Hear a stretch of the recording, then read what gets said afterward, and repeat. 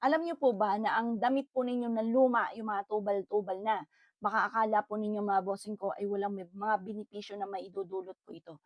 Tuturuan ko po kayo ng mga pamamaraan sa pamamagitan ng mga lumang damit na kung ano man ang problema ninyong pinagdadaanan ay maaring masolusyonan mga bossing.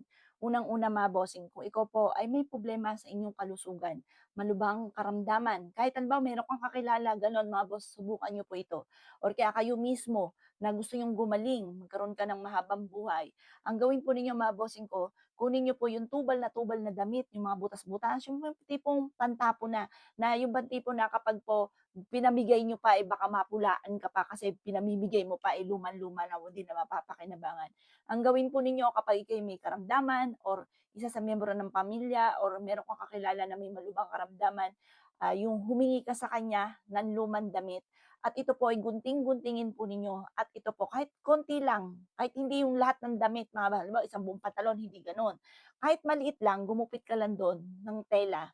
Pagkatapos paanurin niyo po ito sa ilog na umaagos. Hindi doon sa mga patay na ilog na tipong tuyo na, hindi doon. Dapat umaagos talaga siya mga boss. Doon siya. Tapos sabihin niyo po, at sinasama na nito ang kamalasan ninyo maging sa usapin ng kalusugan. Gano'n, paanurin niyo po 'yan. Ngayon pa mga boss, kung ikaw naman ay may problema pagdating sa usapin ng pinansiyal, lubog ka sa utang, matumalang negosyo, parang feeling ninyo ipasa niyo ang daigdig para kang may sumpa, na parang hindi mo alam kung paano ka makakaahon sa problema ninyo. Ang gawin ninyo, yun nga po, yung luman-luman damit po ninyo, gupitin ninyo at sunugin. Kahit konti lang, basta masunog po yun mga boss. Yun po, guguntingin nyo muna tapos kasi yung ano, pagpuputol po yun ng mga kamalasan. Guntingin nyo muna siya tapos sunugin nyo po siya. Yan kapag lubog ka sa utang. Kapag naman po parang pinanghihinaan ka ng loob, maaaring mauwi sa depression ang problemang pinagdadaanan, ang dami-dami mong iniisip na problema sa ngayon. Ang gawin po naman ninyo, gupitin po muli. Basta lagi yung gugupitin yung luman-luma, wag yung isang buo. Halimbawa, isang buong t-shirt na butas-butas na, yun ang gagamitin. Ay, hindi po, gugupitin nyo. Kasi ibig sabihin, pinuputol nyo na yung kamalasan po ninyo. Pagkatapos po niyan, gupitin nyo po yan at itali ito sa puno. Yung puno na matatag, halimbawa, para walang makialam doon sa tali, or kaya kung pupunta ka sa gubat, nakakita ka ng magandang puno, do'n niyo siya itatali, yung damit po ninyo na luma na. Para po mas maging vital ka sa hamon ng buhay, ikaw po ay maging stable na yung inyo pong, pamumuhay, yung mga ganyan, para hindi ka lagi namomroblema. Mainam na magawa niyo po 'yan para hindi mauwi sa depression or meron kang kakilala, mga mahal mo sa buhay, anak mo na may mga ganyang karamdaman na parang nade-depress, mga gano'n.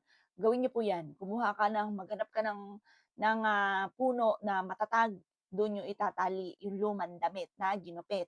Oh, para naman maging stable ang buhay, smooth at daloy na suwerte, matatag ang pamumuhay, matatag na pagyaman, hindi na weather-weather ang buhay.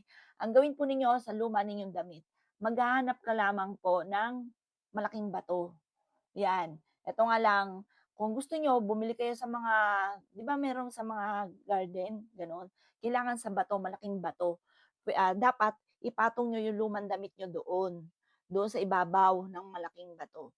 Makakatulong pa hindi ba sa bato na baka may bato sa inyo, do'n niyo i-ano, hindi mas maganda yung mas malaki. Kasi yun, malaki, matatag, matigas, at saka nagmula sa kalikasan, makakatulong po yan para maging stable na yung buhay po ninyo, hindi laging weather-weather lang ang buhay. O siya mga boss ha, meron kayong natutunan, gawin niyo po yan kung isa sa mga nabanggit ko, lumang damit lamang. Tapos maghahanap ka lang yung mga nabanggit ko tungkol sa usapin ng kalikasan, magpapasalamat ka sa pampaswerteng yan. O paano, good luck po sa inyo po lahat.